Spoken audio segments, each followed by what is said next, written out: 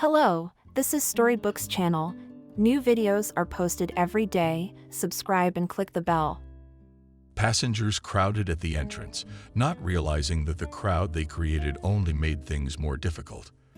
The desire of some particularly intense citizens to shove their luggage over the heads of less energetic passengers also added to the difficulty. Benjamin watched all this commotion from the driver's cabin for about 5 minutes, but then he decided it was time to take drastic measures. He bellowed, and so the ranks of the stormers and his vehicle shook. People, move away from the door to a safe distance. Otherwise, the bus is not going anywhere today. After blocking the first step, the grandmother screamed how it wouldn't go. I have to go home now. Everyone started shouting that they had to go home. Benjamin barked at the citizens, if you don't calm down, I will have to call the police. The bus driver's appeal had an effect and the crowd quieted down a bit. The door of the old bus closed with a chant, and the ordinary citizens who remained outside began to hammer on it with their fists. The driver picked up his cell phone and dialed the control room. Hi, have Wendy come over, or whoever the other available controllers are. My village stormed again, and it's the same thing every time. You ask them, and they don't understand. Not a minute later, Wendy showed up on platform 4. She had worked in passenger transportation for many years and knew the ins and outs of her profession. She from afar cheerfully shouted part the honest people and prepare the travel documents. The mass of people stirred. Someone asked unhappily, what if the box office is out of tickets? I have to go home. The checker nodded in the direction where the private citizens were waiting. In that case, you should take a cab. And those who have tickets, I ask you to quickly line up one by one. We enter quietly and immediately move into the cabin. Older children are the first to be let in. The crowd has taken the form of a line. The shouting and distracting jokes stopped too. Benjamin was enjoying the spectacle of the organized boarding of passengers when the controllers checked the last ticket. He praised the assistant Wendy. You have a rare talent. You shouldn't be running around the buses as a checker, but performing in the circus arena. The compliment pleased the lonely woman, and she winked coquettishly at Benjamin. Why do I need unnecessary popularity? I never dreamed of fame. But a man like you, Ben, I wouldn't mind grabbing. Just no luck in a girl's love life. Oh, Wendy, don't be pompous. I hear you've got a lot of suitors. There's a lot of suitors out there. They don't do you any good. You, Ben, you're a different story. I'm sorry I'm late. A disgruntled old lady who'd distinguished herself at boarding decided to intervene in this cross-exchange of pleasantries. They were in a hurry, and now they can't talk enough. You'd better get on the other bus, Wendy. The driver there is looking for his happiness and can't find it. Benjamin is a family man. He has a family. He has no time to think about fun. The speech got the audience going again, and a distressed Wendy jumped off the step of the bus. Have a good trip. Benjamin waved his hand. Thank you, Wendy. The doors closed with a distinctive hiss. The driver turned around and said cheerfully to the passengers, well, friends, let's go. Benjamin loved his job, and he loved the passengers, who every day opened something new for him. For almost 2 decades, the man sat behind the wheel in the mornings and drove people around the surrounding villages and hamlets.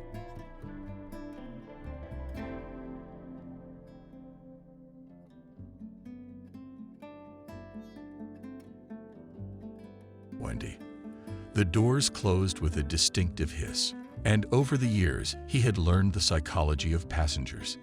He was always able to spot a potential intruder in the crowd by eye. Today, there was no particularly dangerous contingent, except for Grandma Lucy. But Benjamin knew this old woman well because he had done her a favor several times for a fee. Generally speaking, they didn't pay a lot of favors for false trips at their company. But the park director turned a blind eye to the deeds of some drivers. Benjamin, too, was allowed to commit such an offense only because he had a large family. He himself often spoke in the company of the men on my payroll, 4 youngsters, and a beloved wife. a habit of reminding me of my special purpose, led to his being nicknamed Good Father. The nickname stuck so firmly to Benjamin that even the boss once blurted it out without thinking. When a reporter came to the car park to write a story about the best driver of the company, "It is you need to coordinate the portrait of our father." Well done. He's our drummer, so to speak, the front runner of production. The journalist did not understand what he was talking about and frowned, but he was not confused by the confusion of the guy with the camera, and he continued in the same vein. "Although we only employ selected personnel, but Benjamin is the backbone. You could say the backbone of our enterprise of reporters." Everyone blinks their eyes in the same confused manner. "Why do you call this person so strangely?" The reason for the correspondent's misunderstanding reached the director, and he laughed juicily about the hero of your future essay. "Or what are you going to write about him?" 4 kids, and today not every family can afford such a child. Any science will feed everyone, and money any reporter is timid enough to put in. But the state helps such families. The director of the motor pool looked condescendingly at the guy. "Young man, how can you support such a family on one allowance? A man has to work so hard that sparks fly from him in all directions. Our Benjamin is a man with a backbone. That's what you say about him." I insist on this characterization, prepared by the director of the reporter long and winded questions Benjamin men. For 2 hours he sweated with tension and could not wait for the end of the interview, which was more like interrogation with passion. When the torture was over, he headed for the director's office. "David's new ones were friends of mine. Are there no worthy people in our fleet except me?" The chief looked at his subordinate with a smile. "Imagine, Ben, there are none. Everyone has a sin, even a small one, but there is one. And you could say, are a crystal man. You don't drink, you don't smoke, and you don't even go out with girls. Unicum. Any man likes to hear praise from his superiors. Benjamin also softened his tone a bit, so you decided to be my friend. But this is the last time. I'm not gonna take the fall for everyone else. I'd rather take an extra flight than answer probably for a whole month." The men congratulated Benjamin, and the whole family was proud of his successes. One day, Mike flew in from school and from the doorstep yelled, "Dad, I got an A+ for you." He and his wife were first shocked by such a statement, but later realized that the son received an A. In addition to the award, Benjamin was presented with a certificate of merit, which his eldest daughter Adriana put on the wall in the living room. No sooner had the festive fanfare played than David invited the best employee to his office. The chief started the conversation from afar. "Ben, I can't even imagine. What's it like to raise 4 kids? As far as I know, your wife doesn't work."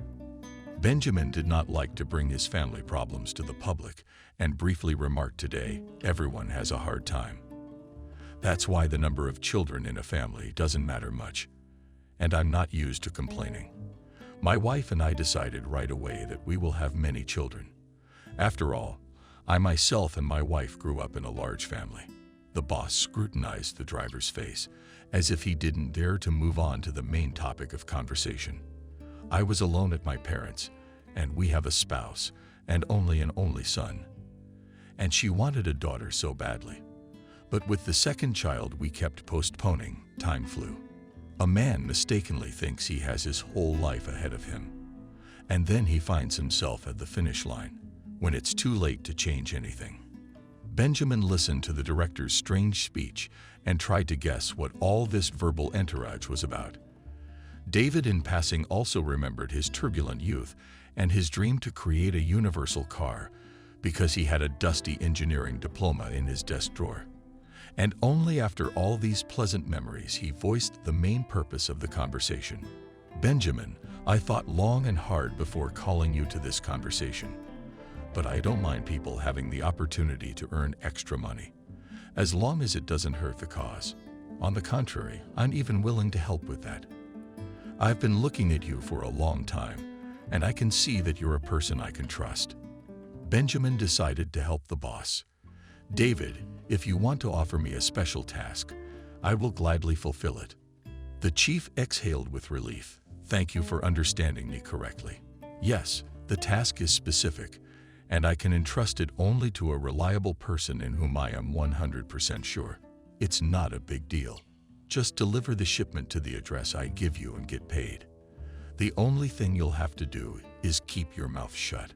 So there has to be complete confidentiality. David, I hear you. You can rely on me completely. Very good. I promise you'll be well rewarded for a small favor. The day after this conversation, Benjamin loaded 2 large boxes on his bus. He did not ask the supervisor about what was in these cardboard boxes. He took the boxes to a village that was not far from the endpoint of his daily route. Hook in 10 kilometers took a little time, but in his pocket crunched $50. The amount of the reward made the man very happy, and he fought for such a fancy tip. I'm ready to make left-handed flights every day. But the chief didn't ask Benjamin for favors that often. Sometimes a couple times a week, and there were times when a whole month's special delivery wasn't needed. Benjamin asked no questions and waited patiently for the next order. It suited both parties.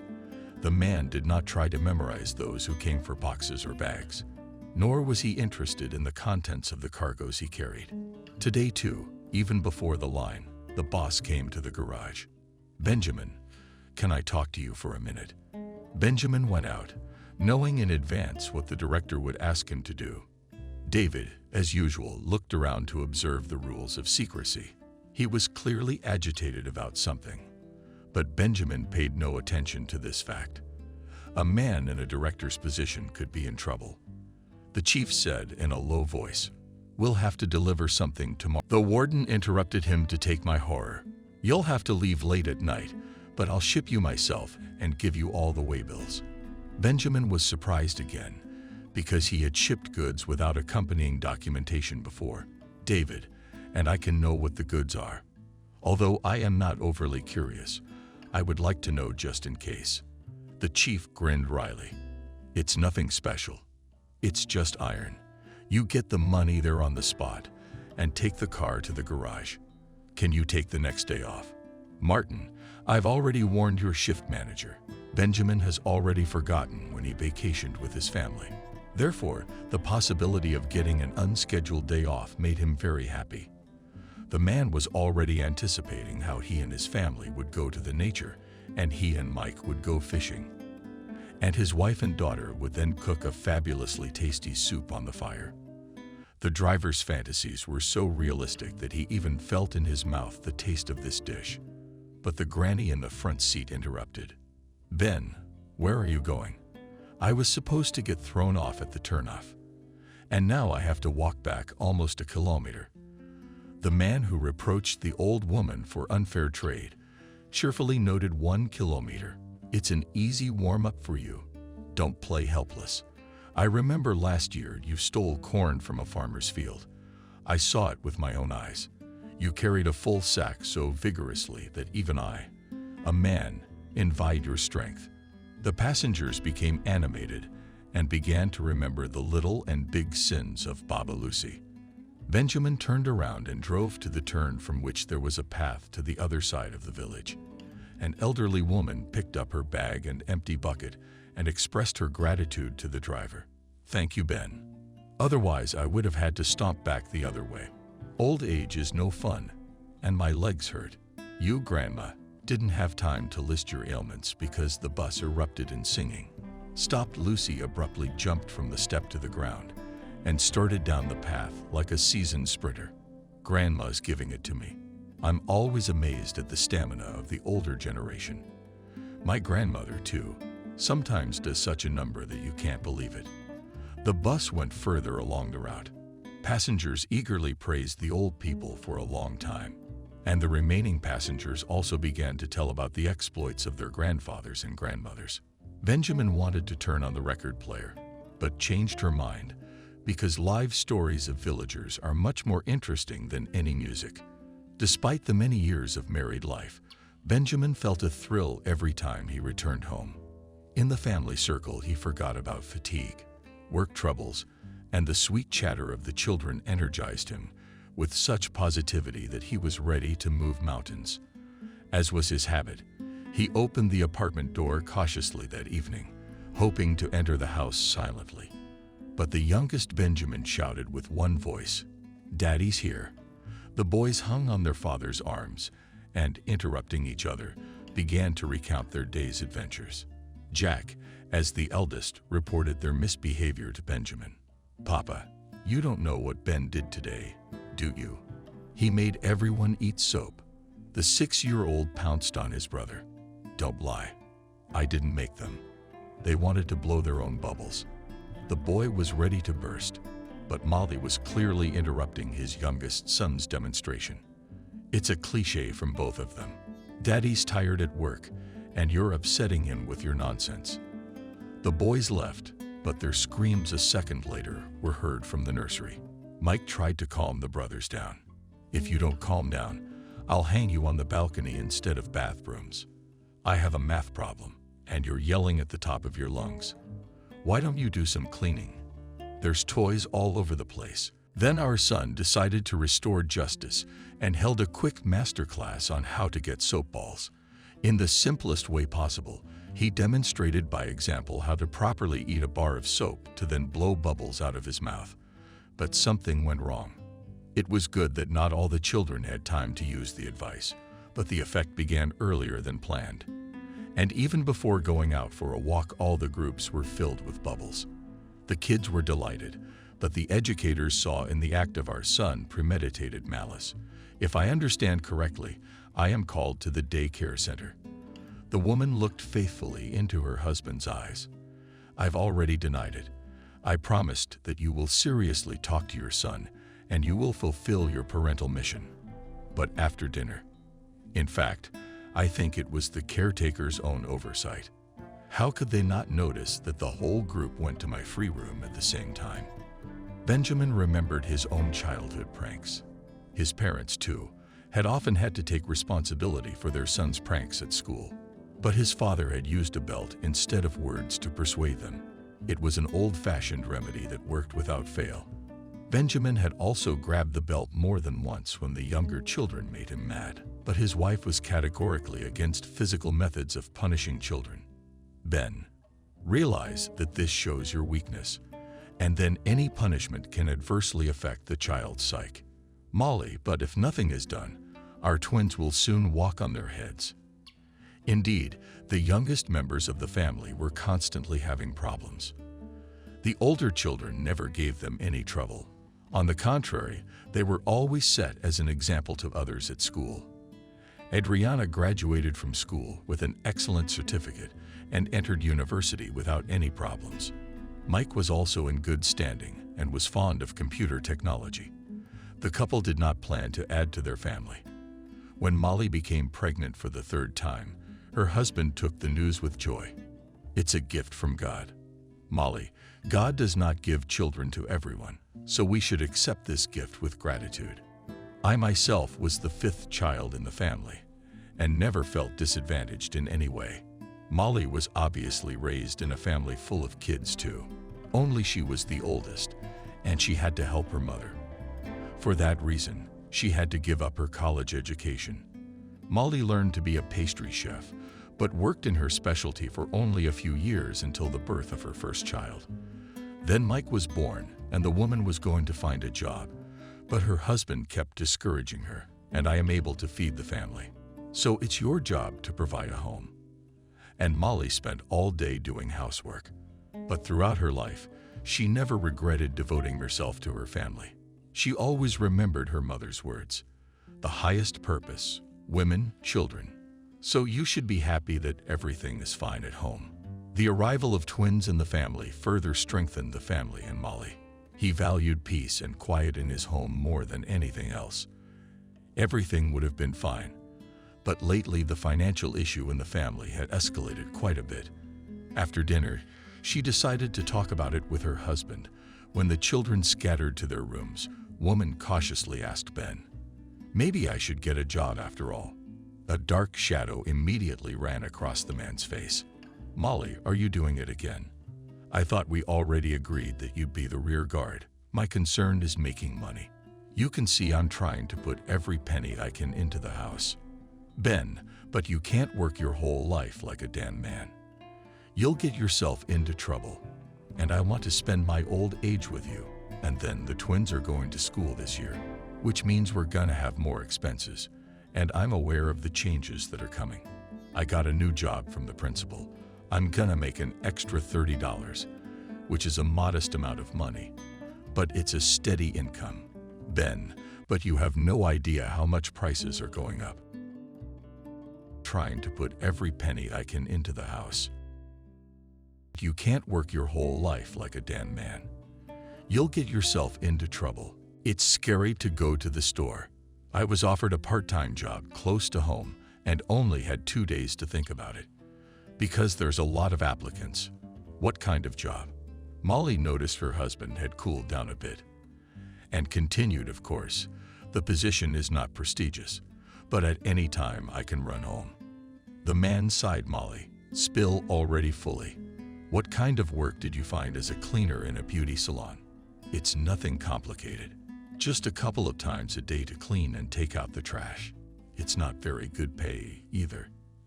At least it's something. The man thought about it, weighing the pros and cons of such a decision. But since the pros clearly outweighed the cons, he said, okay, I won't stop you. If you have the desire, work. If you don't like it, you can quit at any time. Molly was pleased with her husband's consent and in gratitude gently entered his neck with her hands. Thank you, dear. At least I will have the opportunity to change my life a little. And then sit days at home in four walls. Sometimes it's so depressing. Benjamin was struck by his wife's revelation. It had never occurred to him before that being a housewife would make his Molly uncomfortable. But while discussing his wife's employment, he had forgotten to warn her about tomorrow's trip. He didn't remember until bedtime. Molly, I forgot to tell you that I'll be back very late tomorrow. It is even possible that I will be free closer to morning. The woman frowned. The chief's special assignment again. Well, yes, except you didn't spread that around. Then, you're a strange man. Who can I tell if I don't leave the house for days on end? I warned you just in case the conversation got out there, and you didn't think twice about me traveling. You think anyone's interested. Everybody's got their own business today, and nobody cares about you. All I'm asking you to do is be careful. I don't like your secret flights. It's not a good feeling in my heart. Benjamin himself was feeling uneasy, but he did not tell his wife about it. All night he had nightmares involving Grandma Lucy, but he attributed the bad dreams to chronic fatigue. In the morning, the man felt his usual vigor again and began to leisurely get ready for work. Molly also got up early to prepare breakfast for her husband and pack the brakes for the road. The husband watched her lovingly. Molly had enough of a couple sandwiches and tea. You always pack me such a hearty ration, as if I were going away for a week. Anything can happen on the road, and an extra stash doesn't hurt your pocket. Oh, by the way, I forgot to tell you I'm getting an extra day off for today's trip, so we could totally go out tomorrow. I'd love to go fishing, and the boys would love it. Jack and Benjamin caught on to their father's words and shouted, "Yay, we're going fishing tomorrow." Molly calmed down a little. Benjamin kissed his wife and the boys and went to work. All day he thought about his upcoming vacation with his family and couldn't wait for his shift to end. By evening, Benjamin felt extremely tired again. He wanted to go home, but a special assignment of the chief was waiting ahead. The man drove his bus into the garage and headed for the warehouses where the loading was to take place. He wasn't late, though. David was already on the spot, and his nervous movement and broken voice gave away his excitement. And that was not typical of a supervisor. The behavior made Benjamin a little tense. Benjamin did not ask the chief unnecessary questions and began to load the prepared boxes into the car. "Damn, it's a heavy load today." Something David grinned unkindly. "You'll know a lot and get old quickly, and a lot of information. Sometimes it's dangerous to your health. You better hurry up because you can't be late." The recipient doesn't like to wait. When all the boxes were in the car, David handed Benjamin files with documents, invoices for the goods, but even to the customer only after receiving the money. The amount is stated there at the end. If he refuses to pay, return with the shipment. Heavy load today. Something David grinned a lot, and you remembered everything. The chief's excitement was transferred to Benjamin. David, is there something you're not telling me? Or am I just imagining it? The director tried to be cheerful and even smiled, but it was unnatural. He must have switched to an official format of communication because of his excitement. Benjamin, I don't understand you. First you agreed, and now you have doubts. Is your job to deliver the goods? No more distractions. Although the driver did not like the sudden outburst of the chief, he only shrugged his shoulders. Yes, to me, that I am a performer, I will do exactly as you said. He did not enter into an argument with the director also because he was afraid of losing additional income and an extraordinary day off. The engine roared and the jeep tore off, following the car. How do you transfer the cargo? They called right away. Good, David. Benjamin really wanted to finish with the chief's assignment quickly, so he squeezed 100 kilometers per hour out of the wrecked car. According to his conservative calculations, the drive back and forth should take no more than 4 hours. It was all down to handing over the cargo. Benjamin didn't like the specific algorithm the director insisted on. What kind of goods had the chief loaded on board, and why was he so worried about them? The thought wouldn't leave his mind.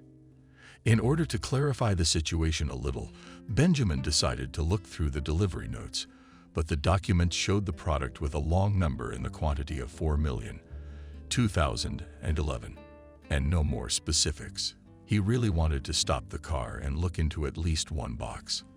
But after thinking about it, the man gave up this intention. It would only waste time. It would be faster to get rid of this mysterious cargo and return home. And in general, for the future, it is necessary to preview that in the car can be with unknown goods, and under the article for 2 years, this reasonable thought never once came to mind. And Benjamin regretted that he had been so careless about the chief's assignments before. He arrived at his destination a few minutes before the agreed time, but no one met him. So he had to honk his horn 3 times. But no one showed up after that. And Benjamin muttered to himself, like in a spy movie, if the goods are legitimate, why all the conspiracy? The man was about to sound the horn. But first one, then a second shadow flashed ahead. Then a hoarse male voice sounded very close by. What are you waiting for? Drivers, get out of the car. We're talking. Benjamin opened the door of the jeep. Men, what's the big fuss? Give me the money. Take the goods. My orders are to deliver the goods to the location. The rest is none of my business. The same unpleasant voice came closer and took on threatening tones. Driver, cut the crap. Do as you're told if you don't want to get in trouble. Benjamin got out of the car, but left the door open. The owner of the unpleasant timber grabbed his arm, where the money and the invoice were. Benjamin tried to throw off the living vice. Man, what's the matter with you? It is you who must first give me the money for the goods, and then I will hand you the documents. That's what David said. Don't give us the time of day. Last time the goods went to an unknown destination, but Igorek got the money for them. He promised to return the full amount today with the next shipment. Benjamin felt that things were beginning to take a bad turn for him. It is known that in a critical situation the brain works more intensively. The man suddenly realized that he had better get away from this place. He jumped into the car and pressed the gas. But the other man, who hadn't said a word before, managed to slip his foot in when Benjamin wanted to slam the car door shut. Look, Bubbles, what a quick little fella you got. I gotta get his tape. His wife was anxious and whispered something to him, but Benjamin could not make out her words. He asked her to speak louder, but she still only moved her lips. Suddenly, Molly's face disappeared, but her voice came out clearly. Ben, save yourself.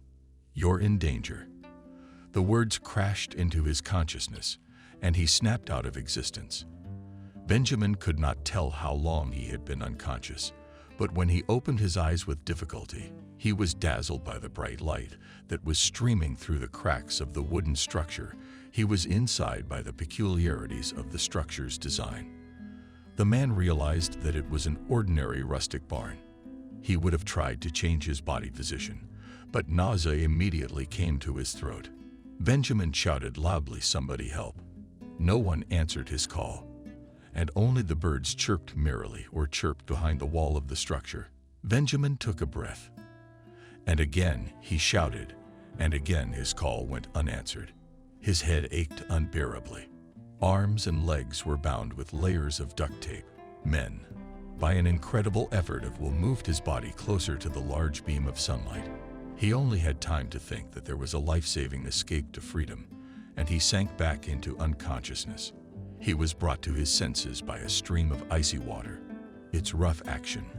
Someone upstairs was using unconventional language. "Come on, asshole, wake up. You're not a guest."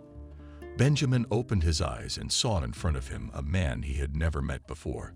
This type of unpleasant appearance was satisfied with the result of the ice shower. "But you're awake. Come on, get up, they're waiting for you."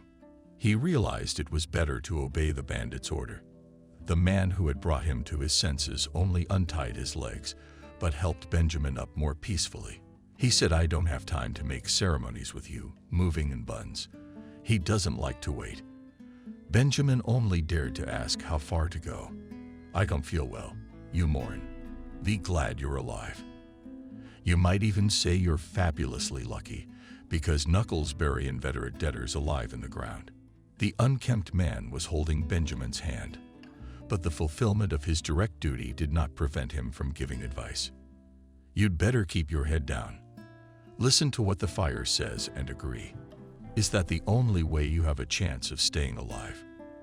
The boss doesn't like it when he's not cooperative." They walked another 200 meters with confusing paths, and the man nodded in the direction of the house. "It's Kevin's hut, but it's kind of a staging area. That's how he likes the good life," and remembered only by the desperate tone of the attendant. Benjamin realizes he's not doing particularly well with the female sex, so he was jealous of his boss. A night dream or a delusion came to mind, and the thought flashed through my mind that I should have warned them. At a glance, Benjamin realized that the head of the gang was a common racketeer. Despite the fact that that wonderful era, when such groups ruled the ball, has faded into oblivion, its hairs remain and continue to live by the old rules. Served him. An elderly woman of stout build spoke of a tendency to gluttony. As the convoyers pushed Benjamin into the room, the master cast a careless and glancing glance at the driver. "We'll break for the night or look for consensus." To me, the advice of the escort, Benjamin replied, "Look for it." "Well done, man. Good thinking. Why climb into the bottle through the narrow neck when you can negotiate? Anyway, here's the deal. We got the goods and the invoices too. We're good with this shipment. All that's left is for us to pay back our past debts. Can you pay by card or cash? Whichever you prefer." Castet laughed, satisfied with his good joke. Benjamin tried to speak calmly. "Honorable, there's been a mistake with me. I'm just a regular bus driver. The chief just asked me to do him a small favor, so I let him return the favor, and we'll let you go right away." The bandit held out Benjamin's cell phone. The headache was getting worse, and to this sign of indisposition, there was an even stronger trembling, which the man could not control. He dialed the number of the fleet manager for a long time, but he answered only after the 6th dial tone, and immediately started shouting at his employee. "Benjamin, where are you?" "You and me. As agreed. You should have called me last night.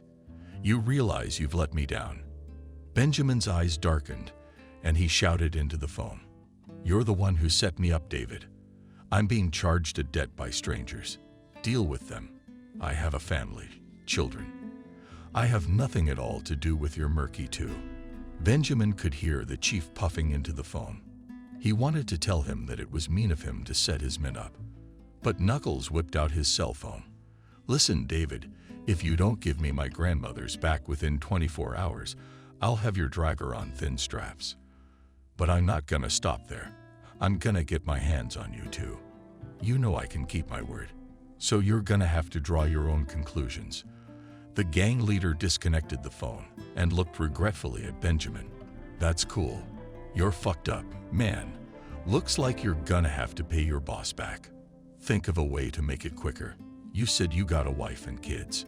Benjamin felt a chill go through him. Please don't hurt my family. I can work off the debt if it suits you. The committee laughed again, but it made him feel even sadder. You can't work off such grandmothers in your whole life. Shall I disassemble you for organs? Do what you want with me, but just leave my loved ones alone. I beg you. Castet looked at Benjamin with an attentive gaze. I'll think about it. You can relax for now. Glisty will take him to the barn. Make sure he doesn't run away. He's your head. A familiar man escorted Benjamin to the wooden structure. He was fidgeting. He spoke in a distinctly rural dialect. Let me get you something to eat. Don't expect much, because I'll have to give you a piece of my rations. Benjamin sank to the floor, where fresh hay lay thickly on the floor. But the worm wouldn't go away. Don't be mad at me, boy. I got in a jam once too. Knuckles saved me from jail. Now I got to pay my debt. I couldn't get used to it at first. I wanted to run away. Then I got used to it. The warden disappeared for a few minutes. He came back with a bowl of delicious-smelling brew. Nancy gave it to me secretly so I wouldn't see the fire. Good woman, her nephew. The last of the scumbags. Benjamin ate the soup greedily, but did not let it pass his ears. Everything the worm was saying, a stray thought ran through his head, and he looked hopefully at his probation officer. I really need to make a phone call. Just half a minute. You see, my wife and kids are there. They're very worried about me. Glist, eyes bulging. Come on, what if the committee finds out? He'll eat me without salt. He won't find out. I'll take everything quietly. Nothing will be heard. The little man jumped out of the door and soon returned. He handed him a button and a cell phone to ring. Only quickly Benjamin began frantically dialing the number of the fleet director. But the voice answered and informed him that no such number existed. He didn't want to call his wife, but there was no other option left. Hearing his voice, Molly shouted to Ben, "What's wrong with you? Where are you?" As time was limited, and with fear, he watched the street. He whispered Molly in a high-pitched whisper, "Go to the park to see David. He'll tell you all about it." The minder rushed over to him and snatched the phone. There are rats everywhere. I don't want to get burned for being nice. Benjamin couldn't sleep. He tried not to think about what awaited him tomorrow, but to remember the pleasant moments of his family life. Benjamin did not notice how he fell into a restless sleep. Like the previous night, he had nightmares, scary pictures accompanied by loud voices. And then there was a rumble. The man tried to rise to his feet, but with his hands bound, he could not do so immediately. The sound of gunfire came from somewhere very close by. No, it wasn't a dream. It was indeed firing. Benjamin crept cautiously to the locked door outside, hoping the guards would hear him. He asked quietly, "Lovely, what's going on in there?" But there was no sign of the warden's presence. The man tried to open the door, but it would not budge. Then he began to look for another way out, encouraged himself with words. Ben is even more active. It could not be that there was no loophole in the village barn, but the man was unable to complete his inspection of the wooden structure. From the street came voices, "Chally, you check in the barn, and I'll see what's in the bathhouse." The Knuckles could not have gotten away so quickly. You don't even know what he's capable of. He's like water through a crack. The barn doors swung open, and Benjamin was blinded by a powerful spotlight. "There's someone out there. Get him in here. I caught one carp in the bushes too." The next moment, Benjamin had a bag over his head and was dragged towards the exit. Then he was thrown like a log into the back seat of a car. Soon another bale landed beside him. There was not enough air, and the man began to breathe often. Why did the polyethylene stick to the art? Benjamin held his breath and clamped his teeth into the slippery texture. The operation was successful, and a stream of fresh air rushed into the opening. And with it, the familiar odor of unwashed bodies mixed with cheap cigarettes hit his nose. "You're the worm." Something mooed from downstairs. Since Benjamin could do nothing to help his minder at the moment, he whispered advice: "Take a deep breath. Then the bag will stick to your face. Try to skip it, polyethylene, not tight, but ordinary, as in the store." There was a quiet fuss on the floor, and Benjamin guessed that the worm was trying to put his advice into practice. The struggle with the film went on for a long time, and finally his triumphant voice was heard. "Bingo. Thanks, kid, for the tip. I almost choked. Tell me, what was that?" "Our competitors broke into our house. They sent the guys to the afterlife, but I managed to hide. And the brass knuckles. I don't know where it is, but probably an iron. He always gets away with it.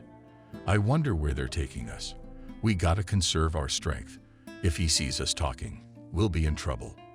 The men have fallen silent. The forced position was very uncomfortable. Finally, his triumphant voice was heard. "Bingo.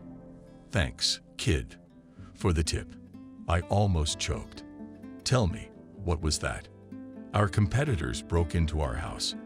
They sent the guys to the afterlife, but I managed to hide. And the brass knuckles.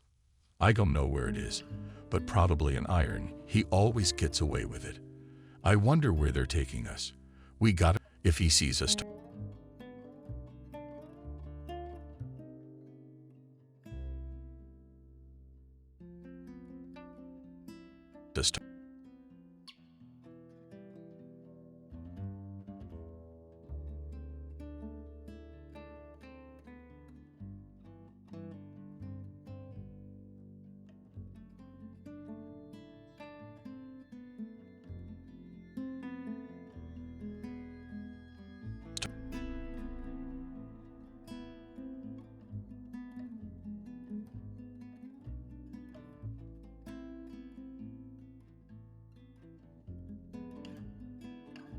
and his mother will never know how ignominiously her son died. "Benjamin," shouted the comrades, "do not panic before the time." The man listened to the conversation outside, trying to understand a word only at the very end. The one who had brought them said to someone in plain English that Frank thinks he's the only one so smart or conspired with him on the price. Chelly unloaded. If the men there didn't bake, the worm didn't hold back. What a bastard. It was he who leaked us. Chelly. And such a servant was before the knuckles licked his feet. But to finish the indignant monologue, Fair Bandit could not manage, because they again roughly grabbed and dragged out of the car. The bassist said, "Chelly, tell him that I do not need colored papers. Let him pay for the goods in dollars for 10 grand apiece." Soon, the native jeep pulled away. A bag was removed from Benjamin's head. From the bright light, I had to squeeze my eyes shut. But this unpleasant sensation was fully compensated by the impossibility to breathe normally. For a few minutes, the captive enjoyed the fact that he could breathe freely. Someone was breathing noisily beside him, too. Benjamin turned his head and saw the happy face shining. Alive and happy. A man with a gray beard and strange garb was examining them with a sheet of appraising eyes. He shouted something in his own language, and a woman of about the same age approached him with a quick step. Benjamin guessed that it was the wife of the host. Listening to the conversation, he realized that the owner's name was Betty. Her husband explained something to her at length, but she only nodded and smiled. Then the woman called a big guy in the same shirt as the owner and showed him the worms. The latter started at his Tarabarov and forcefully dragged Benjamin's partner deep into the yard. The master pulled out a folding knife, and Benjamin involuntarily shuddered. The man looked at him understandingly and grinned, saying something in his own language. With a single movement, Frank cut the bonds on his captive's arms. 2 days of captivity had left bloody wounds under the tape. The pain was so unbearable that tears rolled down Benjamin's eyes. Frank studied the slaves' faces for a while, and then he spoke in his own dialect. Without ceasing to speak, he led Benjamin toward a structure resembling a mubarak. The captive guessed that this was now his new abode. There was only one small window in the long room, so the newcomer did not immediately see the interior of the dwelling and the people with whom he would have to share his unenviable fate. The newcomers were also interested, and people began to approach him from different directions. What struck Benjamin most of all was the emptiness. In the eyes of the hut's inhabitants, he asked loudly, "Does anyone speak here? Let's go." A dark-haired boy of about 12 years old came out. Although he spoke with a strong accent, he was understandable. "My name is Rob. I fell behind the tabor, and they took me to the police. And then Frank came and bought me. Bought me, usually for money." The boy smiled as if he were talking about everyday things. Benjamin was struck by this very ordinariness. He asked the boy Rob, "Do you know where we are? At least what country it is?" "No. I only know there's a sea nearby." "Come, I'll show you your place." Rob gestured with his words. And Benjamin realized that boys find it easier to explain themselves that way. The boy led Benjamin deep into the barracks and pointed to an empty bunk. This is where Mark slept. He used to swear a lot as a master. And recently Mark had died. Now his place was vacated. Benjamin was afraid to touch the bed on which not long ago his predecessor had slept. In this barracks lived those that Frank paid for out of his own wallet. These people are considered his property. But at the other end of the farm, there is a house where hired laborers live.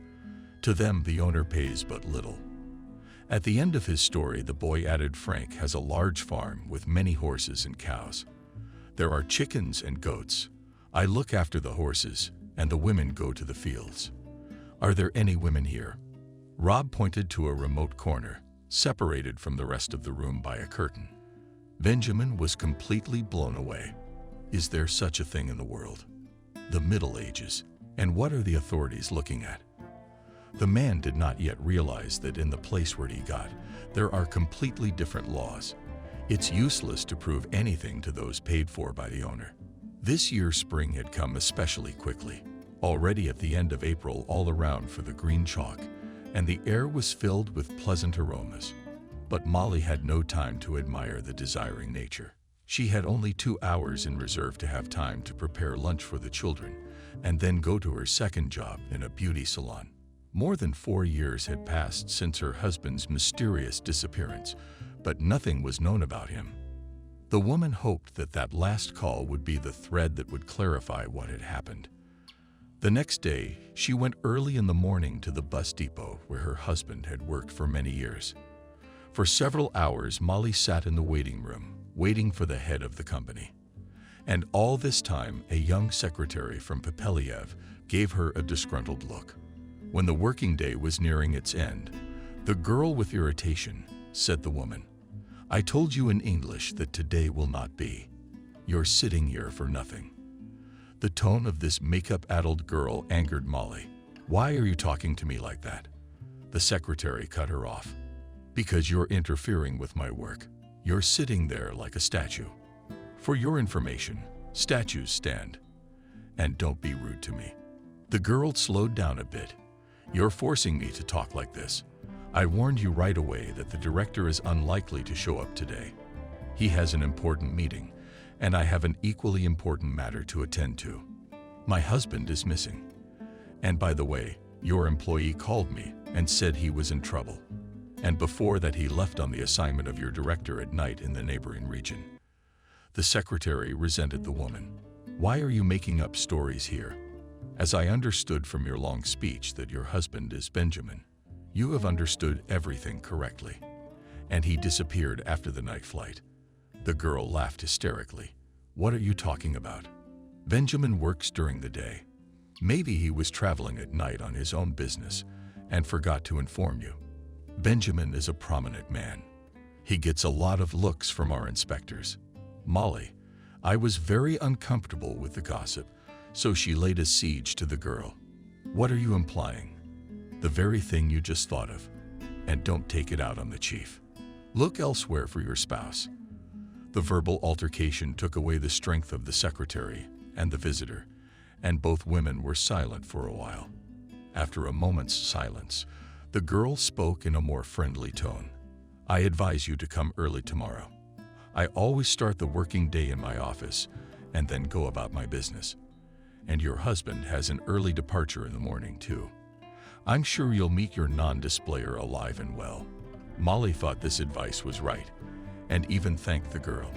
She did not say anything to the children, although the twins pestered her all evening with questions. "Mommy, where is Daddy? He promised us we'd go fishing. Don't bother me. You see that I don't have time. Daddy's a little late because he had some important things to do." Molly, she had nothing to say to the children, so she was careful to pretend that she was busy with household chores.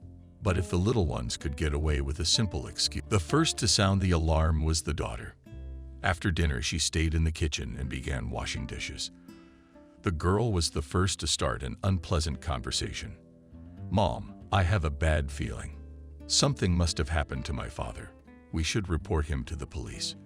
The woman didn't say anything to her daughter about her father's call, but only asked Adriana, "Let's wait another day.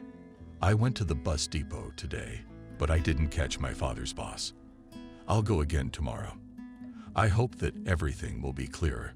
But David was absent the next day, and on the other days of the working week, the secretary was no longer behaving so brazenly. She was confused. "We're all in shock ourselves. The director is not at home. His wife is worried too. He hasn't been admitted to the hospital. We're all on edge here. We don't know what to think." A week later, the secretary called Benjamin herself. On her last visit, Molly had asked her for this favor. The girl's voice was excited. "David has left, but where even his wife doesn't know. We've got a real mess going on in the accounting department with a huge audit. Sorry, Benjamin never showed up. No, he didn't call work either. Oh, what's gonna happen to all of us now?" The last thing Molly cared about was the fate of the bus depot. After a week of waiting, she suddenly realized something serious had happened to her husband. The dam of patience burst into tears, and she burst into womanizing lamentations. "Ben, who did you leave us for? How will I live without you?" The feeling of hopelessness deprived the woman of the will to resist. After sobbing, she fell into a state of apathy. Molly didn't know how to go on. After all, her husband was the main support in the family. He solved every problem. She had no idea how she would cope without him. Her imagination painted the most terrible pictures. But she tried to pull herself together. "If the sketch, well, then our family will fall apart. I can't be weak. For the sake of the children must gather strength and a huge effort of will." She managed to withstand this blow of fate. After a week of waiting, she told Adriana, "You were right. You should have reported it missing right away." "My daughter," remarked Mom, "I had a feeling this was going to happen from the beginning. We've lost a whole week waiting for something. What if Daddy got into some kind of trouble and he needed our help?" "Daughter, that's all I think about all day long. But how can we help him if we don't even know where he is?" The next morning, the woman went to the police station where she lived. The officers on duty looked at her indifferently. "We accept applications only if more than 3 days have passed since the disappearance. The husband has been missing for over a week. It's the 8th day. Have you checked with anyone at work?" "Yes, I've already called everyone." And at work there were round faces, and the policeman reluctantly said, "Okay, write a report." The officer on duty said it as if he was doing the unfortunate woman a favor. When she gave him the statement, he reread it several times. Then he scratched the back of his head. "I'll pass on your application, but no one can guarantee a quick result. People go missing in droves. We look for them, and then they find themselves. And then it turns out that someone disappeared at the cottage, and someone found a new family. That happens too." The duty officer was amused, and he looked at the applicant with a smile. Molly didn't answer anything. She went home and tried to distract herself from her bad thoughts. The best means of switching was homework. Molly, she decided to do a general cleaning, having caught her mother in the midst of her hectic activities, Adriana did not ask any unnecessary questions. She quickly changed her clothes and got down to work with excitement. When everything in the house sparkled, the daughter thoughtfully said, "Mommy." Weeks passed, then months. Summer replaced fall, and then the snowfalls surrounded their roundelay. All the savings that she and her husband had been diligently saving were coming to an end. They had to cut back on some expenses. But still, there was not enough money even for the most necessary things. One day, Jack came home from school with a fever. Molly rummaged through the medicine cabinet, but found no fever-reducing powders. She called her daughter, Adriana. "You didn't happen to have a drop by any chance, did you?" "Change." "Jack says we don't have anything. I couldn't even find an aspirin tablet." The girl rummaged through her purse, but found a few coins. "Mom, I've got a little more on my card. I'll run to the pharmacy." All night the little brother was delirious. In the morning, he had a bad cough. We had to call a doctor from the children's clinic. Long examined and listened to the child. "Your baby has bronchitis, so we need to get serious about treatment. I'll prescribe you some medication. Will you take them according to the regimen?" The doctor wrote out several prescriptions, and before leaving warned her not to skip taking the medicines in any case, otherwise the process could move to the lungs. Molly nodded her head in agreement. She thought about where she could get the money to buy the medicine. Adriana looked silently at her sick brother. When the doctor left, she said firmly, "Mom, this can't go on any longer. I will look for a job." "No, daughter, your studies are more important than anything else." "Mom, don't be silly. How can I think about higher matters when my loved ones are in a critical situation? For now, I'll try to combine work and study or transfer to a correspondence school. I'm sure the dean's office will understand my situation. And if they say no, then I'll take a year off." Molly tried to talk her daughter out of it, but she wouldn't listen. "Mom, we don't have money for Jack's medicine today, and tomorrow we'll have nothing to buy bread with, and we have no one to ask or borrow from." The woman said thoughtfully, "You're right. No one can help us. My sisters and brothers are scattered all over the world. I don't know my dad's family at all, and I'm ashamed to ask. I'm not used to bowing down even to my relatives." In the memory of a mother with many children, an unpleasant incident that occurred almost immediately after the birth of twins Jack and Benjamin. She and her husband were planning to buy an upholstered corner because there were not enough beds in the new apartment, the keys to which they were handed at City Hall. But the double joyous occasion was overshadowed by her own sister, when Molly asked her for a small sum not enough to buy furniture.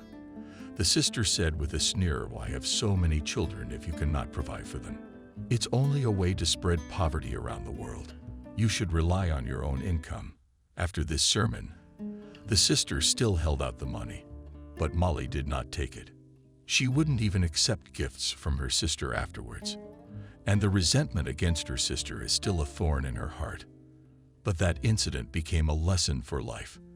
Therefore, under any circumstances, the mother of many children got used to relying only on her own strength.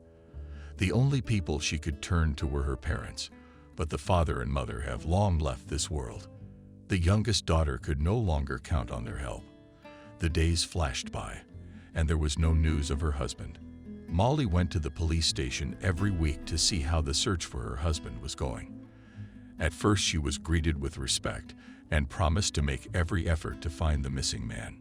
The woman asked him nicely at first, but he only smirked mockingly. "Woman, how many times can I explain to you that searching for missing persons is a very complicated process that requires human and financial resources? And you are not alone among the victims. That's why you should wait instead of bothering us. Even the head of our department can't help speed up the search because you have limited resources." Desperation overwhelmed the unfortunate woman, and she blurted out, "I guess I should ask your ministry for help. Maybe then you will move and take all measures to find my husband." This threat had an unexpected effect on the duty officer. His eyes rolled out of his orbits, so much that they reached up to the visor of his headgear. He shouted at the female visitors, abruptly jumping to you, "Are you gonna threaten me? I'll put you in the monkey house for 3 days. At the shouting of the officer on duty, the staff of the department, among them, was a major. "What's going on here?" The duty officer, pointing his finger at Molly, began to complain about her again. "She's a lunatic. She's annoying everyone. She comes to the station every week like a job. She's always looking for her husband. And today she started threatening me. And I'm on duty, by the way." But the accusatory speech, the face of the duty officer had the opposite reaction on the major. He looked at his subordinate so that he even sat down. After that, the officer approached Molly and kindly suggested, "Come with me to the office. There you will calmly tell me everything in detail." The woman spent almost 2 hours in the office of the deputy chief of the police department. She told him about what had happened in great detail. The major listened to her attentively and several times picked up the phone and called somewhere. During the conversation with the higher rank, it turned out that the application she had written earlier had disappeared without a trace. Therefore, the woman had to write a new application. After the conversation with the major again appeared hope, which Molly tried to keep in her heart. But days passed, and there was still no news about the whereabouts of her missing spouse.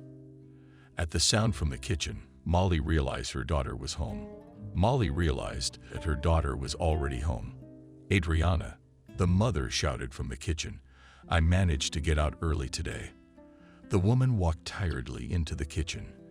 Adriana asked, "Can I warm the tea, or will you wait for lunch? I've already got the cage soup almost ready. You know, I dug up a marvelous recipe on the internet. Minimal ingredients, but it should be delicious." Molly smiled. "If you don't praise yourself, others may not." "Well done, daughter. I think I'll wait for your signature dish." "That's right. Don't let the skewering interfere with your appetite. We can taste it for another 10 minutes. The boys should be coming from school by now." Pacifying the situation and the thieves, the daughter's voice had a Molly relaxing effect on her, and she covered her eyes. Adriana looked at her mother's haggard face and she wanted to cry. The girl thought, "Why do we need all this suffering? Why have so many troubles fallen on our family at once?" But she did not voice these thoughts aloud. Quietly said, "Mommy, you should lie down and rest at least an hour, and I'll take a little trip on my own." "Thank you, daughter. I've really made you angry. I'm gonna go lie down for half an hour." The short rest helped to restore her strength, and Molly felt more awake. She looked at her watch, and "Oh, my daughter, why did you push me so hard? I'm late for the salon." Adriana realized her slip-up and started making excuses. "Mom, I'm sorry I had to run around with the boys while I fed them. Then Ben gave me a math problem, and I forgot you had to work. At least I won't." Mike was in his senior year of high school and dreamed of becoming a programmer, although he had no bad inclinations. His mother was concerned that he spent most of his time at the computer. Repeatedly, the woman tried to change his unhealthy lifestyle.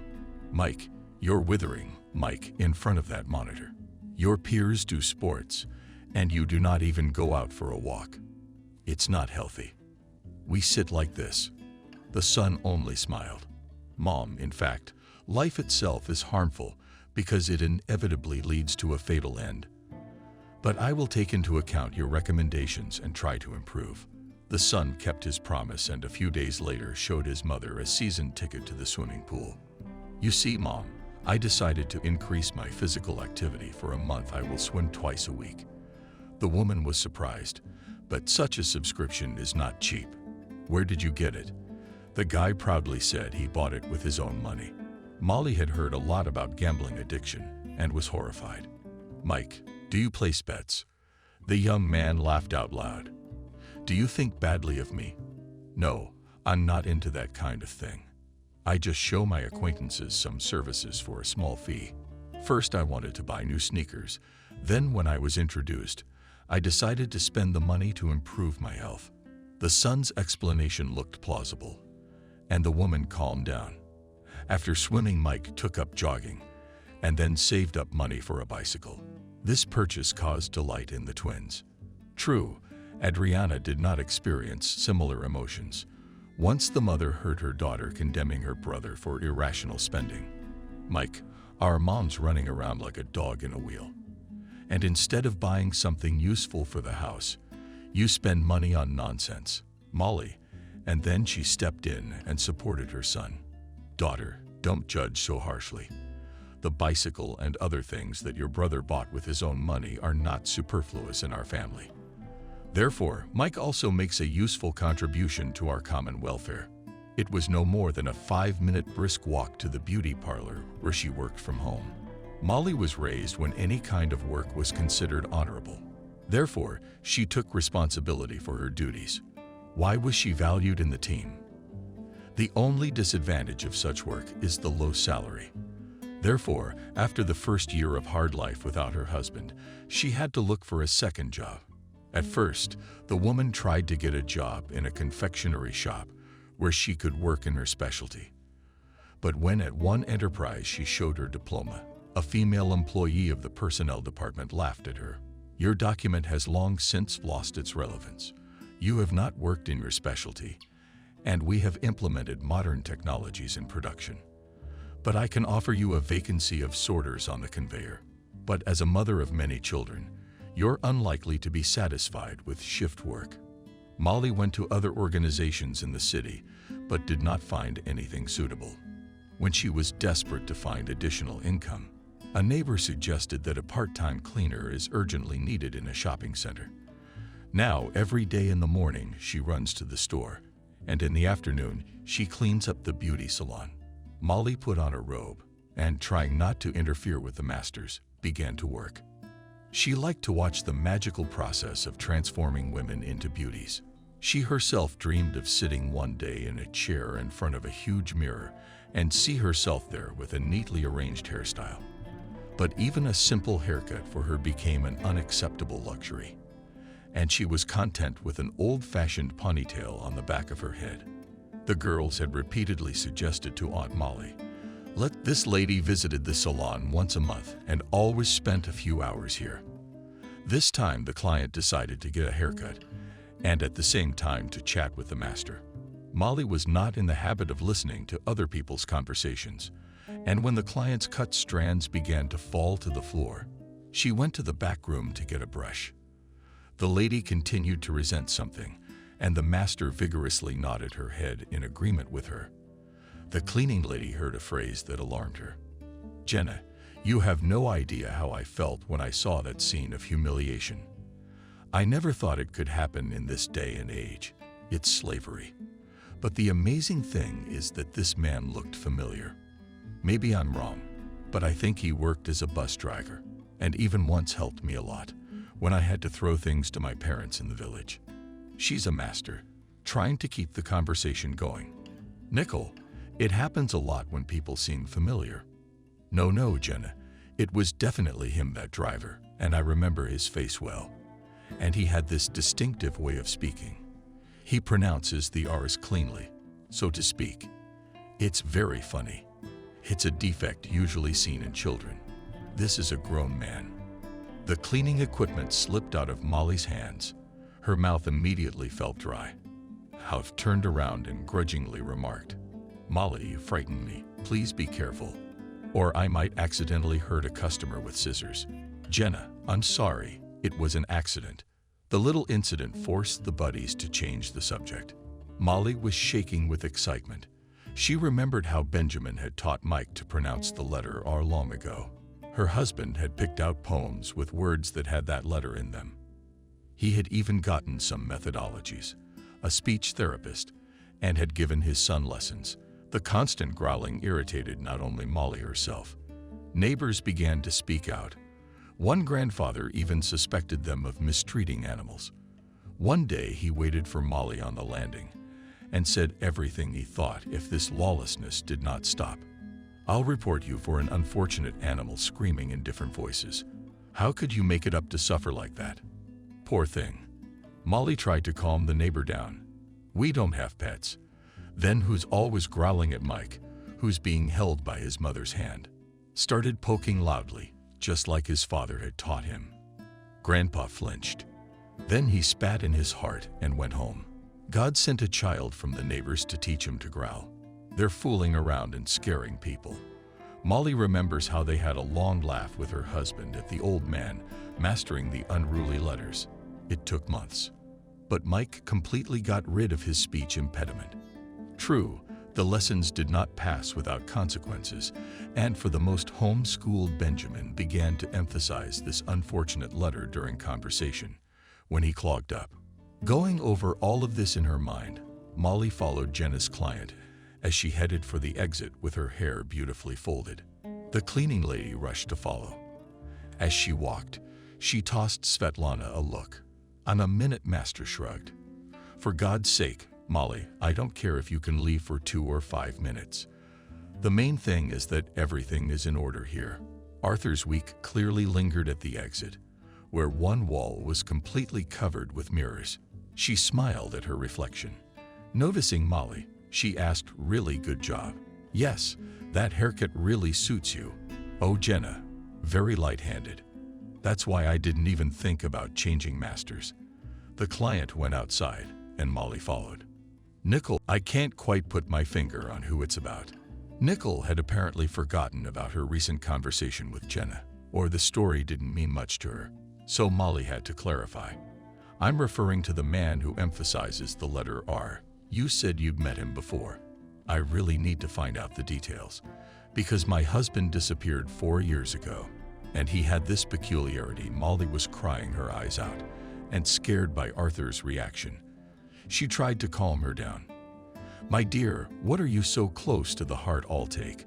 Although I understand you perfectly and do not even know how I would behave if my husband disappeared.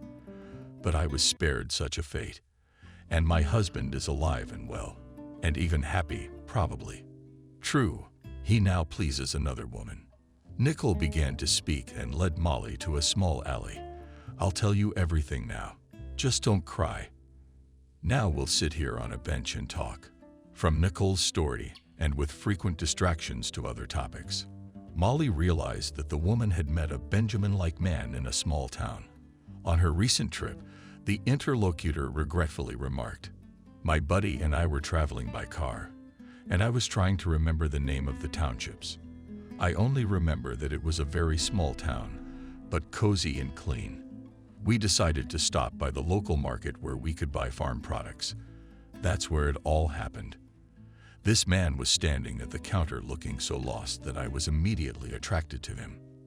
Then I took a closer look at him and realized that I had met him somewhere before, but I didn't immediately remember where, so I asked him about it. But he didn't have time to answer me, because a man with a gray beard jumped on him and started hitting him in the face. Molly flinched, right in front of people. Yeah, it shocked me too. But what was most surprising was that the local police did not pay any attention to this fact.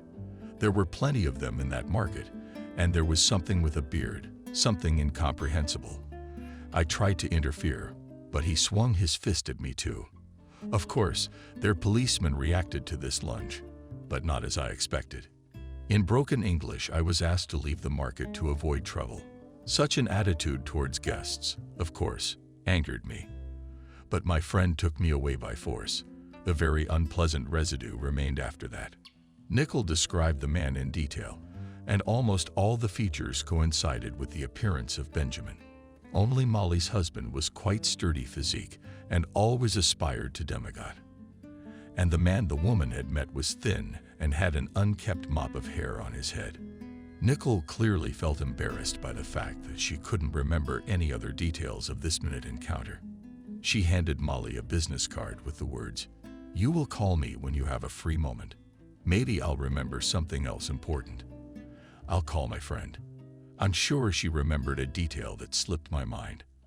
I can't admit that I was so outraged by the unpleasant scene and the indifferent attitude of the police that I was completely overwhelmed by my emotions. Nicole warmly said goodbye and soon disappeared from sight. And Molly was still sitting on the bench, pondering over the woman's story. She was afraid to believe in that random ray of hope again. After all, so many times over the past 4 years, hopeful information had appeared that later turned out to be useless.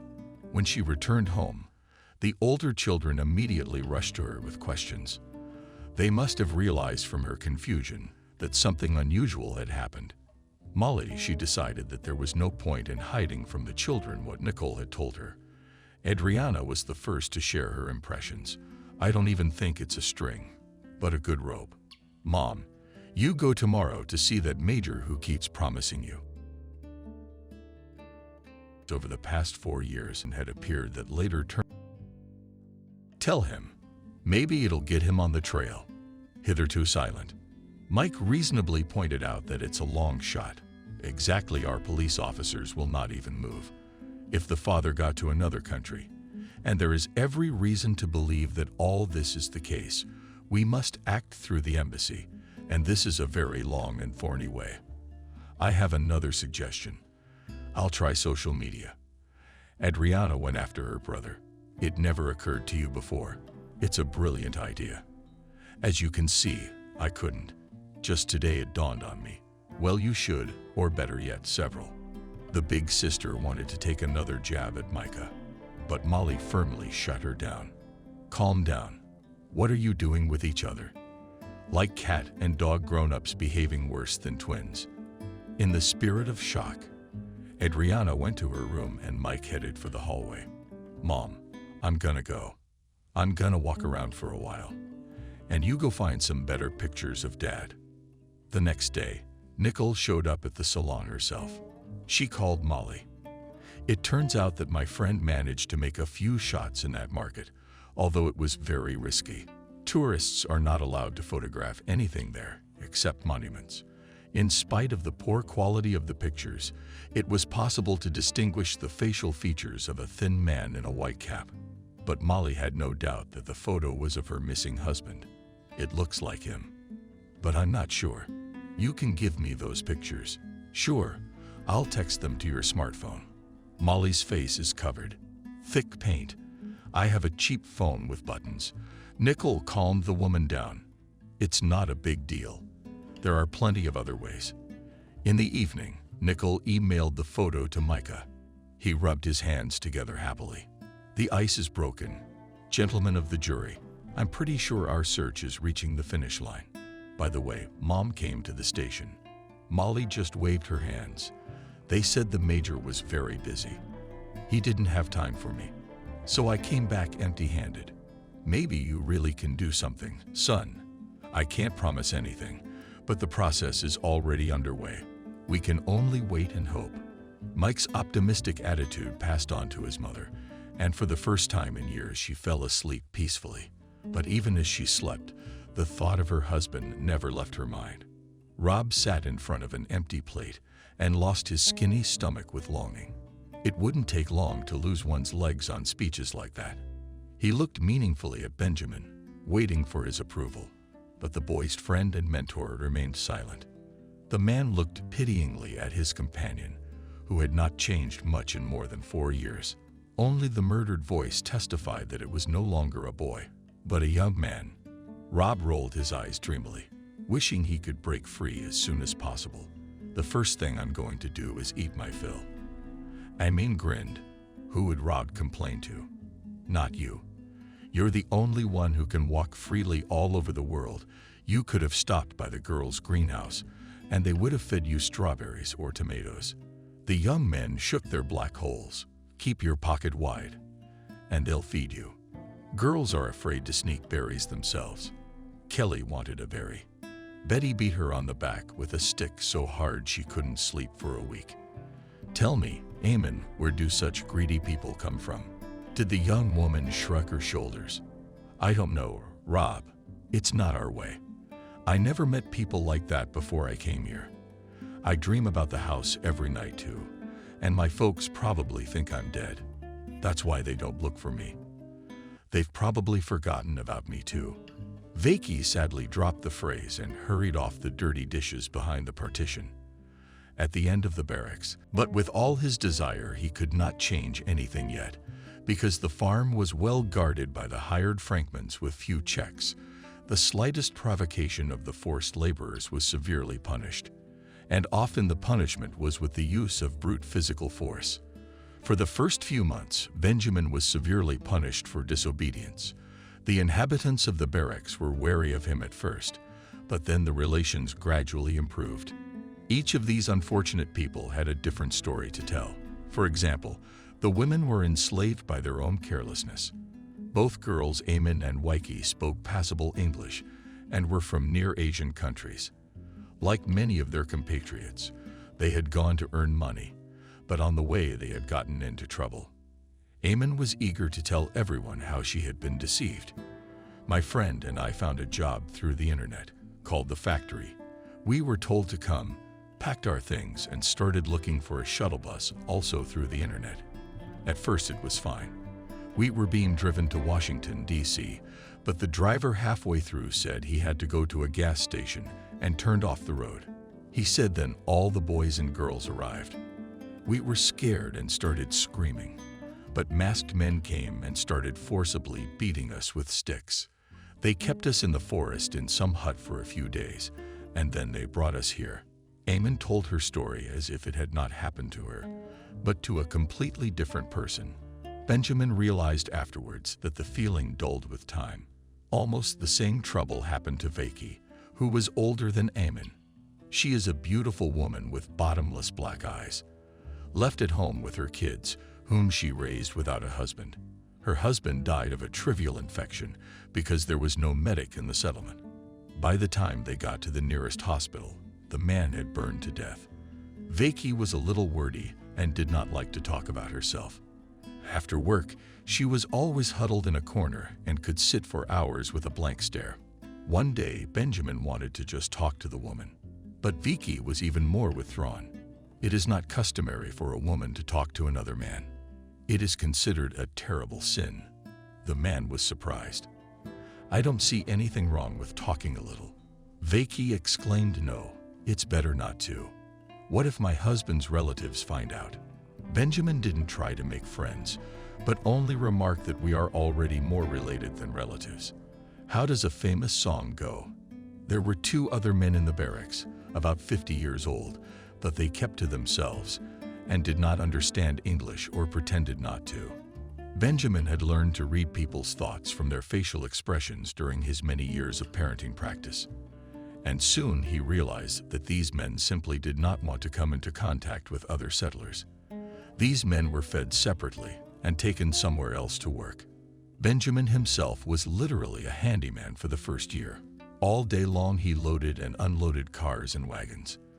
But the meager food and excessive workloads weighed down his body, and one morning the man felt he couldn't get up. He asked Rob to run to the master. Soon Frank appeared in the barracks. He was shouting and waving his arms. Rob had already gotten a little of his foreign language and translated. Swearing, "The master says at you that you are a weakling, and he paid a lot for you." Benjamin clenched his teeth, so unbearable was the pain in his back. Said Rob, "And tell him to return the shoddy merchandise." I would love to return to my homeland. With the role of translator, the boy coped badly, but it seems Frank understood from the meaning of what was said and showed Benjamin his fist. But the boss didn't mock the sick worker. He muttered something and left, but Betty came running in with a jar of stinky stuff. She gestured for the man to roll over onto his stomach. The woman said a nasty potion into his back. "We believed you and we're upset, aren't you?" "Sheh, sheh, sheh. But look, if I told you I was an ex-con and an alcoholic, you wouldn't even listen to me." "No, of course not. You killed Maria's fiancé," asked Anthony. "Am I under interrogation?" Alex replied, surprised. "I need to know this," said Anthony. "We need to understand who to give the girl to. Maybe you're a murderer." "No, I didn't kill him," Alex said loudly and pounded his fist on the table. Anthony and Molly flinched. "I'm sorry," softened the landlord. "Oh, my nerves aren't right anymore. Old age, you know."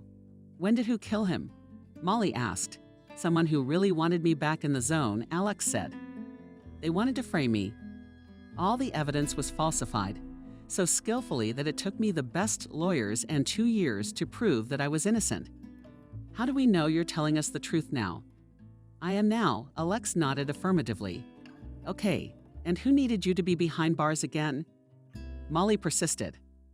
"Someone who had his eye on her daughter's inheritance, and perhaps Someone who cared about Maria, suggested Alex and smiled. Do you suspect someone? Asked Anthony. I don't know. Listen, Molly intervened. I have one theory. What is it? The men asked, but we'll need time to check it out. Alex rang the intercom. A familiar voice asked him. Hello, it's me. He entered the entrance and went up to the right floor. Ethan opened the door for him, let him inside, without further ado. He asked what was the urgency of our conversation. I have a drink at my place. As if ignoring him, Alex asked, Brandy, 15 years old, will suit you? With a sneer asked the lawyer more than where to come. Over there, Ethan gestured to the living room. Alex went in and sat down on the couch. The room was very bright and light.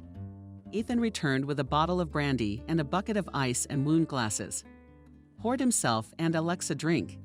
They clinked glasses and drank. Then he said as he poured the second one, Alex, you don't pull the cat out of the bag. All right, you know, Ethan, a very curious case turns out on our old acquaintance Maria. Yeah, it's a case, Ethan added. He bought the summer. So what can you tell me, Mr. Holmes? Yes, I've been doing some research. Maria's dead husband's name was Leo. Whaleman, owner of several businesses. In particular, he owned the law firm where Maria worked. So, asked Ethan, and that you were among the owners and shareholders there too. I left Hamilton a long time ago. Ethan cut him off. I sold my shareholding. I have my own practice now. I quit. Sell, I sold. But before that, you met Leo once at a corporate party, Maria. Ethan turned slightly pale and looked directly into Alexa's eyes. Let's say. So. Well, shortly after that she started to rise up the career ladder. Maybe she was pushed by someone in the service, or maybe it was through your bed. Even if it was, it's none of your business. No one kept a candle. Maria's a smart, capable girl with excellent professional qualities. Yeah, she also has great legs, long legs, and a nice ass. Oh, come on. Don't blush, Ethan. We're talking like grown men. Let's get down to business. Ethan's in a hurry. Well, here's the deal. Maria's doing very well, very well. They're about to give her the CEO position, and then things get even better. Leo starts hitting on her. The owner of Hamilton himself, the Lord God on his golden motherfucking chariot. Rich, wealthy, status, handsome. Despite his years, he even divorced his wife for Maria. Did you know he left her 2 kids? Oh, that Maria is a difficult femme fatale. The lawyer poured him another brandy and added ice. His fingers began to tremble slightly, and his face gradually poured himself a blush. But Frank's kind attitude quickly changed to a hostile one. Once he even slapped an employee in the face with his fist in public. Benjamin was a little distracted by a lady in a straw hat. He couldn't hear what the woman was asking him, but he realized that she was speaking in his native language. Frank noticed this and pounced on him, and the woman disappeared. Benjamin endured humiliation and beatings, only for one purpose, to break free. He saw her very rarely now, but he had an assistant he could trust. Rob made regular visits to the greenhouse and gave the sheet the information it needed. There was one vulnerable spot in the almost completely polished plank. Every evening, Frank took not only the keys to the cars, but also locked the garage on 2 additional locks to get into the metal structure in any other way was impossible. But Benjamin was used to difficulties. After all, they ordered the character. An inner voice told him that his involuntary captivity would soon be over. This thought was suggested to him by the strange question of the frame. Uncle Ben, when we are free, will you go to your house? The man was taken aback. Of course, and you'll find your folks too. Tears glistened in the boy's eyes. I won't. I don't know where to find them. And besides, there were no relatives of mine in that camp. How did you end up there? I don't know. I guess I was a stray or a drop-off. So I thought I'd better stay here. The heat's bad, but you can still get something to eat every day. The boy's confession turned the man's heart upside down. He didn't promise him anything, but he thought he was obliged to take care of him. The opportunity came quite unexpectedly. Betty was ill. Benjamin saw an ambulance arrive, and then the landlady got into it and drove away. Frank, apparently feeling free, brought two ladies to the farm in the evening. Then some other guests arrived, and the party began. To be honest, Benjamin hadn't thought the owner was capable of such a thing. It was the first time he'd seen outsiders here in all the time he'd been here. By the time it got dark, everyone was already pretty good. Benjamin looked tensely at the cars. A worm, or rather an Alex, and his past nickname was long forgotten, approached him. "You're thinking the same thing." "What?" "And I'm thinking there won't be another opportunity. When you have to wait until you fall asleep. You've thought about the direction again." "Good. You tell me the framework." "Yes, absolutely. Meet me at 200 hours. He's back in his barracks. We need to act as natural as possible so no one suspects anything." Ben lay down. He wasn't afraid to fall asleep, even though he was terribly tired. Bill's whole body was trembling. According to Sasha's calculations, they should reach the border in less than an hour. The main thing was that no one would try to stop them. But Alex assured that there were no settlements up to the border, and they would pass it through the leaf. The main thing is to get to their own. And then it's over. Exactly at 2:00 a.m., Benjamin went outside, as if to go to the toilet. Rob whispered that one car was open. 5 minutes later appeared, and Ron with Sashka quietly sat at the wheel of the car. Well, with God.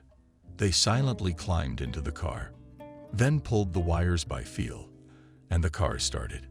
He drove out of the yard with no lights on. Then he turned on the headlights and stepped on the gas. A few seconds later, Rob shouted, the lights in the house came on. Now everything depended only on Boris's skill. He was going at the maximum possible speed. The car was shaking and tossing. Roads this something could be called only remotely. Strange, but no one caught up with them. Although perhaps. Then returned the man, flew off into the bushes, and almost immediately heard a palpitation. He hit the gas. There were some posts up ahead. Ben, not slowing down, passed the place and shouted, "Alex." Rob skipped. Rob immediately said, "Alex won't answer anymore." Benjamin looked at the seat next to him and realized why Alex didn't answer. He was staring ahead with empty eyes. There was blood all over the seat. Shit. They had already driven about 10 kilometers, even jumped out on some new asphalt road, when they heard a loudspeaker behind them. They were being ordered to stop, in plain English. Benjamin saw a barrier of cars ahead and stopped. Uniformed men immediately ran up to them and put them on the ground. "We are our own. We are Americans. We were held as slaves." One of the uniformed men said, "That's interesting. I've been hearing more and more of this kind of information lately. Get in the car. We're gonna take care of this." Loud Benjamin was helped up, put into a beater with bars, and the car started. Ben leaned back in the seat and closed his eyes. Was this really it? Was his torment over? Was it so pitiful for Sashka that he wanted to cry? After all, not later a man at all. Then prison, then knuckles, then slavery. Molly was spinning in the kitchen. Yesterday they gave her a paycheck. She and Adriana had gone to the store, bought strictly according to the list of groceries. Now she was distributing them. At the same time, she and Adriana were discussing what and when to cook so as not to repeat themselves, so that the food would last as long as possible. Adriana wrote everything down so that whoever was going to cook would just look at the number and already cook. This arrangement helped them survive and even save a little money. Molly looked over at her daughter. Adriana is strange today, as if she is talking to her with her thoughts somewhere far away. "Daughter, is something wrong?" Adriana shuddered. "No, Mom. Why would you think that?" "But you're thinking about something all the time." The girl put aside her notebook and pen and sighed. "I can't hide anything from you, Mom." Molly sat down next to her. "Adriana, but I'm the mom, and you're my baby. Is that weird? Why don't you tell me what happened?" The woman was nervous. Not enough trouble in the family. Did something happen to her daughter too? Adriana spoke. "You see, Mom, at university I was courted by a guy called James. He was a year older than me. And then I left, and of course I didn't leave him any coordinates. I didn't think we were going anywhere. Why would he want me with my problems? Molly sighed. Here it begins. And the girl continued. But he was stubborn. He was looking for me. He found me. And Adriana looked fearfully at her mother. Mom, he wants us to get married, you know. He wants to come to visit, to meet you. Molly smiled. What are you afraid of? Mom, I don't know. What if he sees that we live poorly and doesn't want to see me anymore? Molly sighed. You will want to see him. After that, Adriana stretched out. No, of course not. Do you think we should give it a try? Call your James. I'll set it up. Go to the parlor. Take it from there. You make the stuffing while you're at it. Have him come over around 8 o'clock tonight. That's when the boys will be here. Let him meet them all at once. Adriana blushed. Mom, I'm so worried for some reason. Molly put her arms around her and held her close.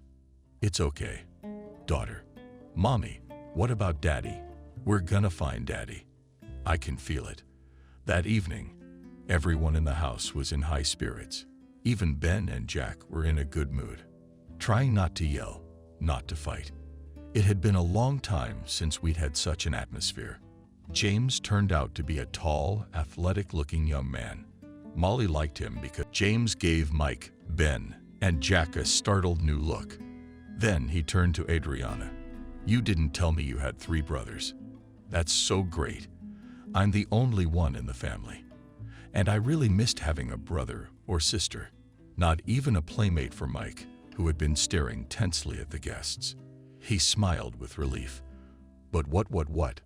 Do we know how to play? He threw a quick glance at the twins.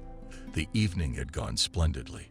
James, saying goodbye, asked Molly if I could come with my father. That's kind of the way it's supposed to be. Molly smiled. Yes, James, you can. Let's do it on Sunday. The thought of having absolutely no money for the wedding was already bouncing around in the woman's head. But her daughter is so happy. Molly is bound to think of something. She's already learned to find a way out of any situation. She'll find a way now, if Ben was with them. When the guy left, Molly asked her daughter Adriana, and James said with her father and mom, oh, and his mom died just 3 years ago. That's a shame. The time until Sunday flew by faster than she thought it would. She'd asked to be in the parlor early, promising she'd run out before the workday started to clean up, and set about setting the table.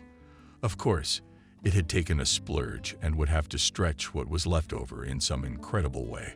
But Molly tried not to think about that right now.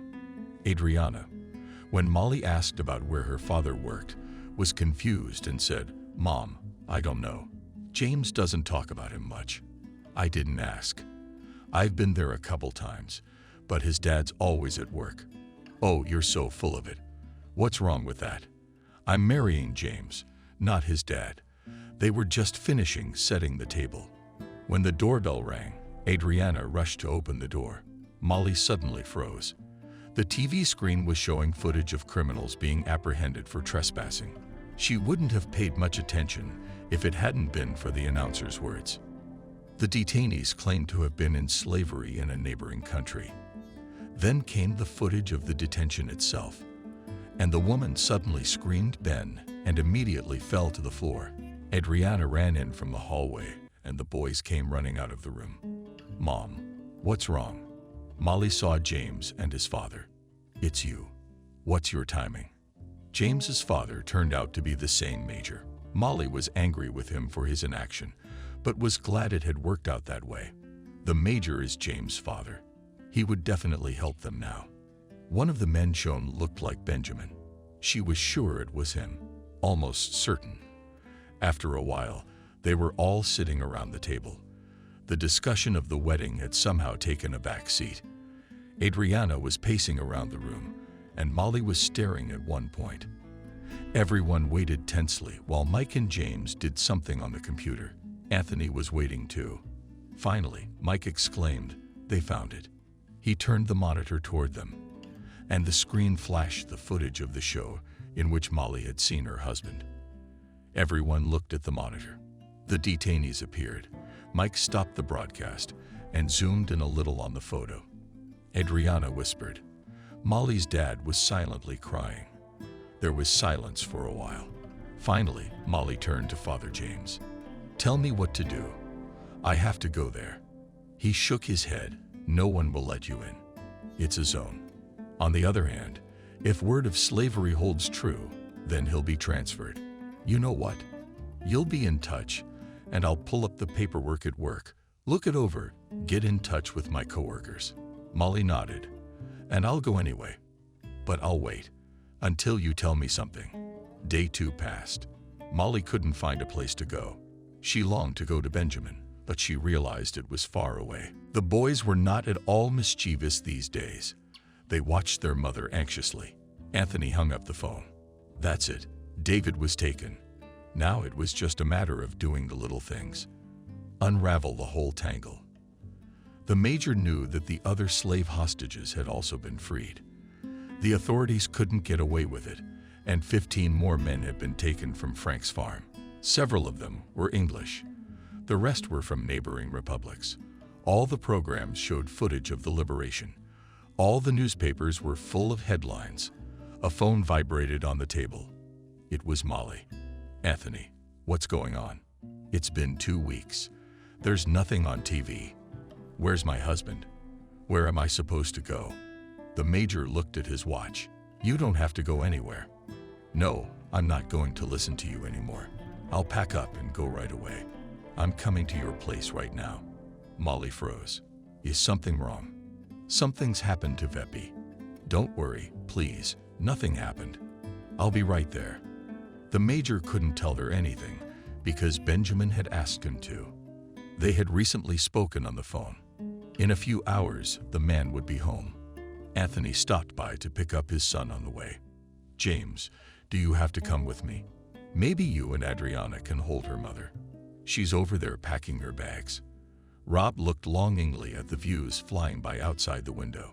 So interesting. Forests, villages, small towns, and it's quite possible his parents live in them somewhere. It was, he realized, of course, that too much time had passed. He didn't remember anyone, and he himself had changed. Rob shifted his gaze to Benjamin. Until 2 days ago, Rob had no idea at all what he was going to do next. Of course, he'd been told they'd help him with something, but Rob realized that help couldn't last forever. And then Benjamin came up to him. What's up, Rob? What are your plans? The guy shrugged. I don't know. I've never really lived for nothing. Alone. Benjamin saw that the boy was confused, depressed. Put his hands on his shoulder. Is that what you're gonna do with me? I'll help you get settled. And my family is big and friendly. We won't let you go to waste. My son will be a little younger than you, so don't lose heart. Rob was happy at first, but then he thought, why should he disturb people who were strangers to him? He decided he'd stay a couple days and then he'd leave. But Benjamin didn't say anything. Molly was really running around the house. There was a bag in the middle of the room, and she was throwing things in it. Mike followed her. Mom, where are you going? You don't understand. You don't understand, Mike. Something's happened to Daddy. 2 weeks. 2 weeks. I can't get in touch with him. What if he's forgotten everything? If he doesn't remember us? If he doesn't know where to go? But don't talk nonsense, Anthony would say. He doesn't say anything. It's like he's hiding something from me. And you, Adriana, you could ask him in the family way. Mom's got Mike again. Mom, what are you saying? Did you scare the boys? Molly sat down on the couch and cried. She was so tired of waiting, of the unknown. What am I going to do? The doorbell rang. Adriana rushed to open it. Anthony and James entered the room. Molly, why won't you listen to me? How many times? How long can I listen to you? She raised her tearful eyes to the man. You're not telling me anything good. I'll go and find out for myself. You don't have to go anywhere. Molly jumped up. I don't even want to listen to you anymore. She was running around the room again. Molly. The woman slowly turned toward the door. Standing in the doorway was Benjamin. thin and aged, but her dear Benjamin. She screamed and threw herself around his neck. He was in tears himself. Adriana noticed the guys in the dark hallway first. She stared at him in surprise, and then panted. It was as Benjamin noticed the daughter's confusion.